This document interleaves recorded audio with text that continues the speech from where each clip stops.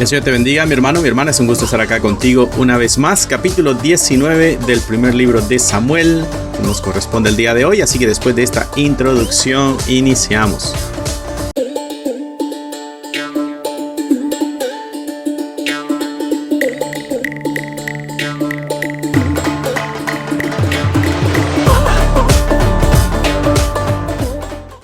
Que el Señor te bendiga, mi hermano, mi hermana. Es un gusto estar acá. Capítulo 19 del primer libro de Samuel. Sin antes recordarte que tenemos el devocional. Si lo quieres adquirir, aquí está el devocional. Ahí está el código. Puedes poner la cámara de tu celular encima de ese código y te va a llevar al lugar donde puedes conseguirlo. O está el enlace también en la descripción del canal. Así que, sin más ni más, pasamos al capítulo 19 del primer libro de Samuel. Pongo acá mi Biblia. Estoy usando la Reina Valera. 1960. Capítulo 19 del primer libro de Samuel. Ha venido esta historia bastante interesante, dándonos también muchos principios, muchos puntos teológicos para nuestro andar con el Señor, ¿no?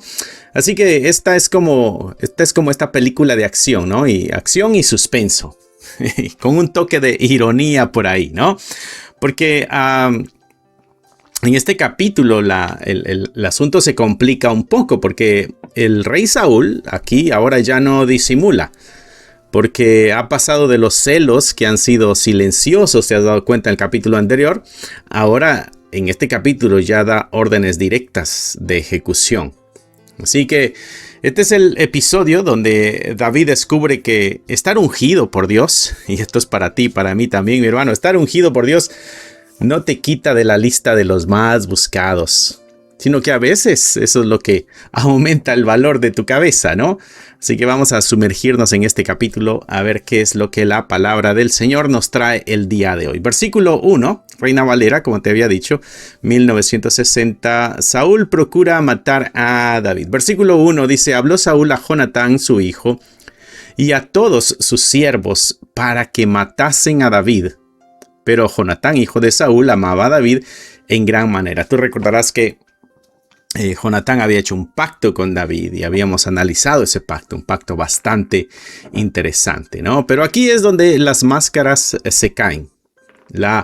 Aquí hay una transparencia, digamos, en este conflicto espiritual. Ya vemos claramente la situación. Saúl ya no intenta asesinar por accidente. Ya no intenta asesinar con una lanza de una forma accidental, no. Ahora está convocando a un gabinete, ¿no? A su gabinete de crisis, pudiéramos decir, para hablar abiertamente de matar a David. Hay momentos, mi hermano, en la vida donde la oposición que enfrentas deja de ser sutil. No te asustes cuando esos conflictos comiencen a hacerse evidentes en tu vida.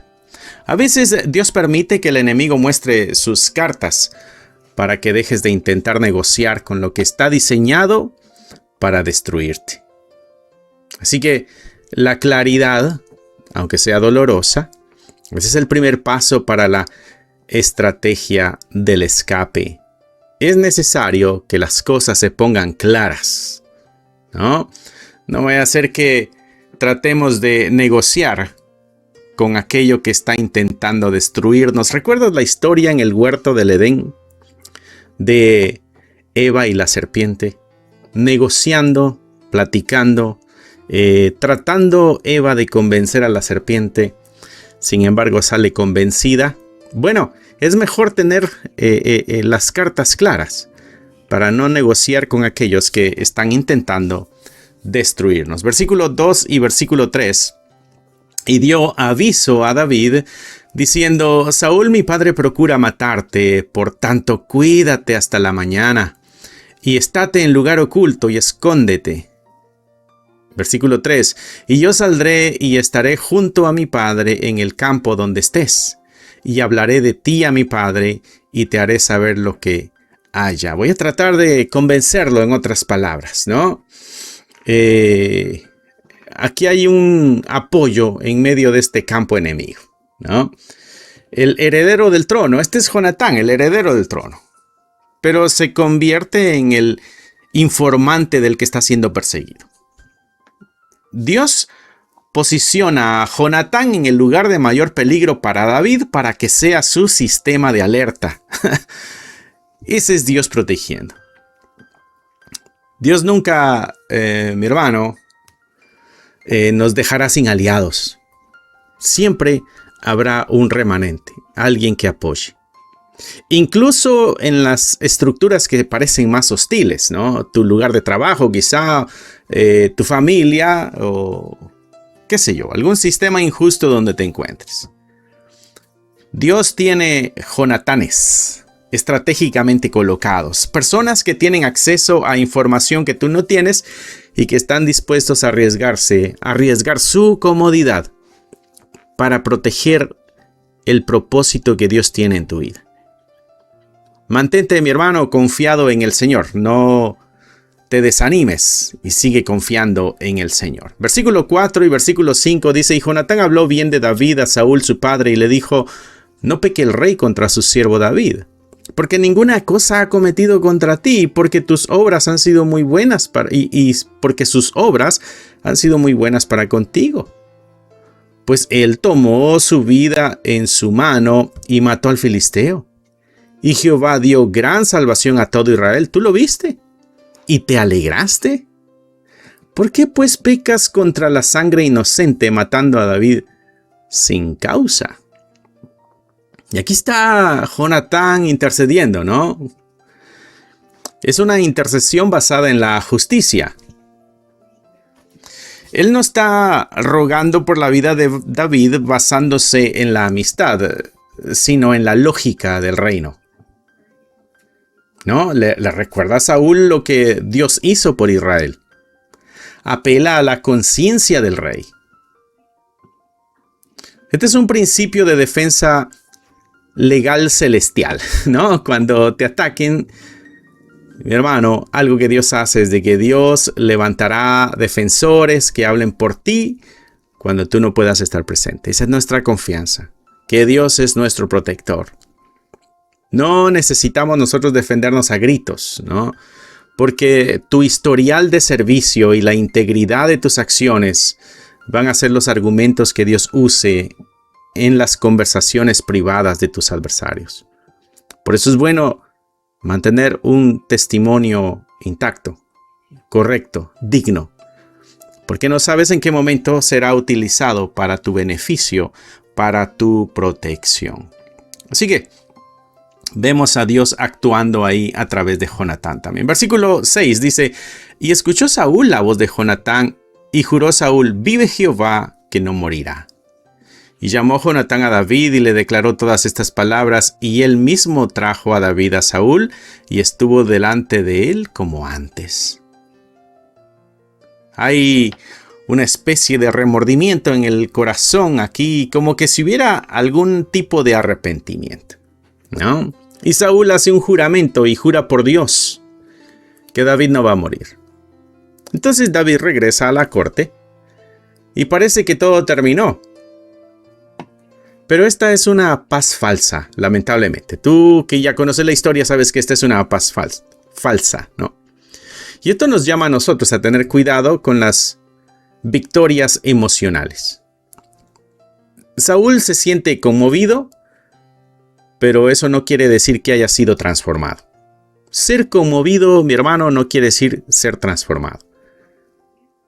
Hay personas que piden perdón y hacen promesas solemnes bajo una presión emocional, pero su corazón todavía no ha cambiado. Y como el corazón de Saúl no ha cambiado, bueno, la lanza va a volver a volar. Así que hay que aprender a distinguir entre un momento de lucidez mental y un cambio real de carácter. Debemos hacer a un lado y discernir bien cuando son las emociones y cuando realmente hubo transformación. Eso nos va a salvar a nosotros de muchos problemas también. Versículo 8 dice: Después hubo de nuevo guerra, y salió David y peleó contra los filisteos y los hirió con gran estrago y huyeron delante de él. Y el espíritu malo de parte de Jehová vino sobre Saúl, y estando sentado en su casa tenía una lanza a mano, mientras David estaba tocando. Y vuelve otra vez esta historia que ya la habíamos vivido, ¿no? Como un déjà vu. Esto ya había sucedido. El éxito de David es lo que dispara la inseguridad aquí. A veces tu éxito, mi hermano, va a disparar la inseguridad ajena. Aquí David salió una vez más a la guerra, gana de nuevo. ¿Y qué es lo que sucede? El espíritu malo vuelve otra vez a Saúl. El éxito de David no lo alegra, sino que lo atormenta. Tu mayor victoria, mi hermano, puede ser el detonante del mayor ataque de tu enemigo. A veces pensamos que si nosotros tenemos éxito, la gente finalmente nos va a aceptar, ¿no? Y nos va a querer. Bueno, la realidad, al menos en esta historia, lo que nos deja saber es de que la realidad, ese brillo no siempre opaca la oscuridad de otros, sino que incomoda su oscuridad. Así que, mi hermano, cuando venzas, no te disculpes por vencer. Prepárate para la reacción de aquellos que viven en medio de la inseguridad. Tú sigue adelante. Versículo 10 dice, y Saúl procuró enclavar a David con la lanza a la pared, pero él se apartó de delante de Saúl, el cual hirió con la lanza en la pared, y David huyó y escapó aquella noche. ¿No? Hubo un esquive ahí providencial de parte de David. Saúl tira la lanza por tercera vez. Esta no es la primera vez, esta es la tercera vez. David la esquiva, se clava en la pared y David huye. Hay momentos, mi hermano, para pelear, pero hay momentos para esquivar y huir. David no se quedó ahí a discutir con la lanza, no, se movió. La protección de Dios a menudo requiere nuestra agilidad también. Dios permite que las lanzas muchas veces pasen lo suficientemente cerca de nosotros para recordarnos que dependemos de Él, pero lo suficientemente lejos para que no nos lastimen. Tu perseverancia, mi hermano, es la prueba de que el enemigo tiene mala puntería frente a la soberanía de Dios. El hecho de que tú estés el día de hoy y estés perseverando en la fe el día de hoy es evidencia de que los ataques del enemigo no han triunfado, sino que todavía estamos en las manos del Señor. Así que tengamos esos puntos en cuenta. Versículo 11, vamos a leer hasta el 17.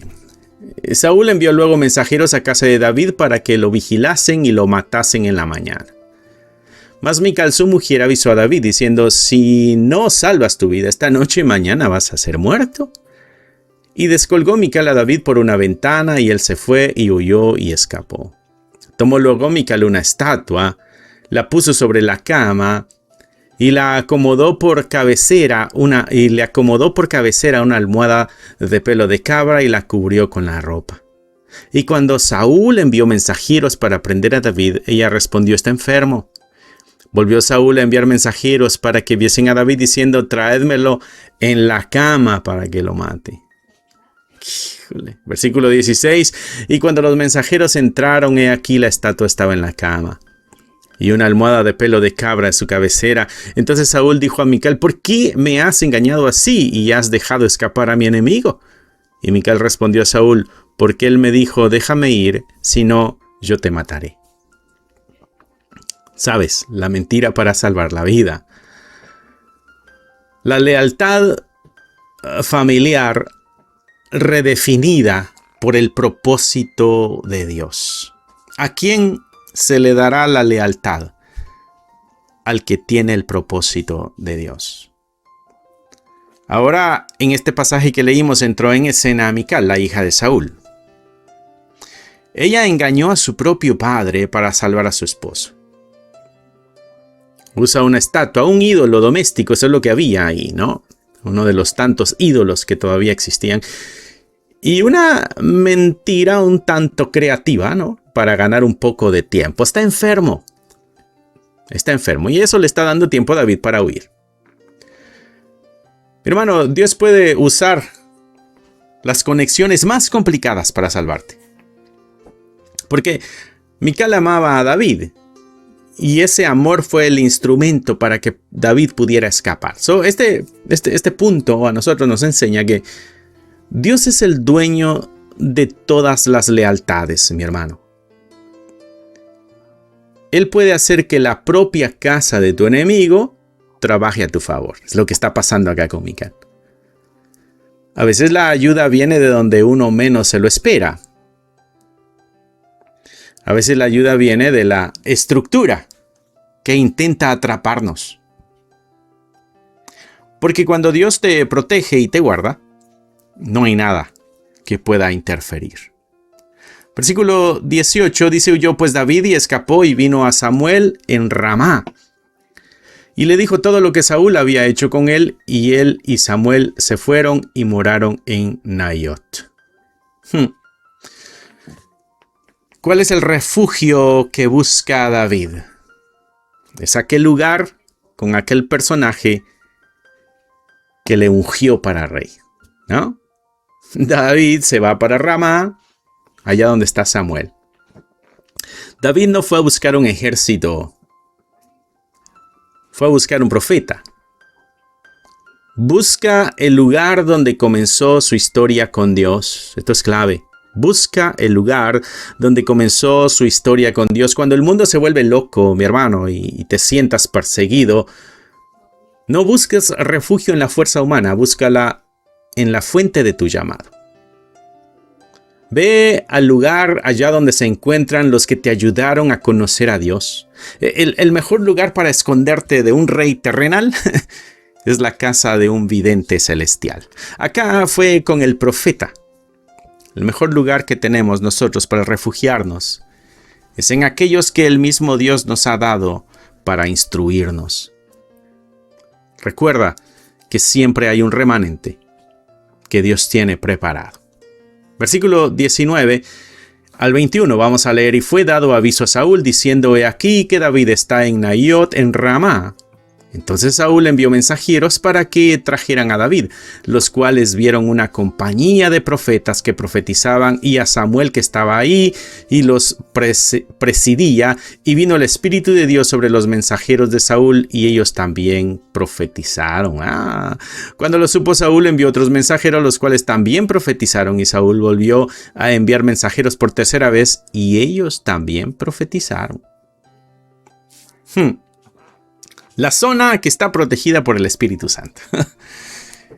Envía sicarios. Lo que envió Saúl fueron sicarios. Envió sicarios a Ramá. Pero cuando entraron en la presencia de los profetas, el Espíritu de Dios cayó sobre ellos. ¿Y qué fue lo que hicieron?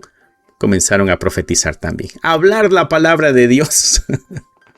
Lo intentan 3 grupos diferentes y a todos les sucede lo mismo. Este es uno de los pasajes sorprendentes y favoritos para nosotros, porque Dios puede crear una atmósfera, mi hermano, tan densa de su presencia, que hasta tus enemigos y mis enemigos y nuestros enemigos se olviden a qué vinieron. Los que venían a arrestar terminaron adorando. Porque Dios no necesita pelear con tus enemigos, solo necesita cambiarles la frecuencia espiritual con la que están conectados. Cuando caminas, mi hermano, bajo la unción, tu entorno se vuelve un campo minado de gracia para aquellos que te están persiguiendo. Gloria sea a nuestro Señor. Él es el que se lleva toda la gloria y toda la honra. Versículo 22 al 24 y ya terminamos este capítulo. Entonces él mismo fue a Ramá y llegando al gran pozo que está en Secú, preguntó diciendo: ¿dónde están Samuel y David? Y uno respondió: he aquí están en Naiot en Ramá. Y fue a Naiot en Ramá y también vino sobre él el Espíritu de Dios y siguió andando y profetizando hasta que llegó a Naiot en Ramá. Y él también se despojó de sus vestidos y profetizó igualmente delante de Samuel, y estuvo desnudo todo aquel día y toda aquella noche. De aquí se dijo, ¿también Saúl entre los profetas? La pregunta, ¿no? También él le tocó. Pero esta fue una especie de humillación pública también. El rebelde quedó desnudo. Saúl dice, bueno, en vista de que has escuchado el dicho ese de que si quieres que las cosas salgan bien, hazlo tú mismo. Bueno, Saúl decide ir mismo. Ya mandé a 3, si este asunto no funciona, voy a tener que ir yo. Si quieres algo bien hecho, hazlo tú mismo, dice el dicho, ¿no? Quizás eso fue lo que pensó el rey Saúl, el gran rey Saúl. Pero el espíritu lo interceptó en el camino. Termina desnudo, postrado y profetizando todo un día. El capítulo termina con una ironía bastante interesante. El rey, que quería humillar a David, termina siendo el hombre más humillado de Israel. Dios tiene un sentido de humor muy serio. Aquel que se niega a someterse a Dios en lo privado, termina siendo doblegado por Dios en lo público. Y la pregunta que sale es, ¿también Saúl entre los profetas? Este no es un elogio. Este es un recordatorio de que nadie, por muy poderoso que sea, puede resistirse al control soberano del Todopoderoso, nuestro Señor y nuestro Salvador. David pasó, mis hermanos, de la corte al campo, de la casa a la cueva, pero nunca salió de la mano de Dios. Así que, mi hermano, si el día de hoy sientes que las lanzas están volando y de pronto las ventanas de escape son tu única opción, bueno, recuerda que Dios está orquestando profetas para detener a tus perseguidores. Así que sigamos confiando en la protección soberana de nuestro Dios. Interesante historia, interesantísima historia. Cómo Dios voltea la situación. Cuando el rey, el que tiene el poder político, el poder militar, el poder económico, parece que puede hacer lo que se le pega la gana. Bueno, si Dios decide intervenir, las cosas cambian y terminará siendo humillado todo aquel que quiera ponerse por encima de lo que Dios ha decretado. Así que, mi hermano, sigamos confiando en el Señor, esperando que su palabra nos siga dando ánimo, aliento, fortaleza y esperanza en las circunstancias que estamos viviendo, que no son muy lejanas a estas circunstancias. Poderes persiguiendo a los débiles. Eso ha estado en la historia siempre. Los más fuertes aplastando a los más débiles. Detrás de todo esto, mi hermano, existe un Dios justo y soberano, que a su tiempo actuará. Sigamos confiando en Él. Bendito Padre, gracias por el día de hoy. Gracias por tu amor, tu cuidado, tu misericordia. Gracias por la fortaleza. Gracias por la esperanza. Gracias porque tú eres el que está en control de todas las cosas. Y pase lo que pase, tú, Señor, estás en control. Tuya sea la gloria, tuya sea la honra, por siempre y para siempre. Amén, amén y amén. Espero que el Señor haya hablado a tu vida, mi hermano. Espero que haya sido interesante el estudio que tuvimos el día de hoy. Recuerda, está aquí el devocional si tú quieres adquirirlo. Esto para que puedas hacerlo a tu tiempo, ¿no? En el momento que se te haga más placentero. Y aquí está la oportunidad también para poder escribir, para poder reflexionar, detenerte y poner tus reflexiones ahí en este devocional. Te lo recomiendo. Así que recuerda, estamos acá los miércoles y los viernes a las 7 y los domingos están acá también los videos de nuestro servicio dominical para que nos acompañes de una forma virtual. Así que Dios te bendiga, que Dios te guarde, mi hermano, y nos vemos pronto. Bye. Regálate un espacio para volver a lo esencial. Aquí encontrarás recursos creados para fortalecer tu fe y la de tu familia. Libros para colorear que llevan a los más pequeños a descubrir las historias de la Biblia de una manera divertida y significativa. Devocionales que te acompañan cada mañana, recordándote que Dios camina contigo. Si buscas herramientas que edifiquen, inspiren y transformen, este es tu lugar. Encuentra todos los enlaces en la descripción del canal.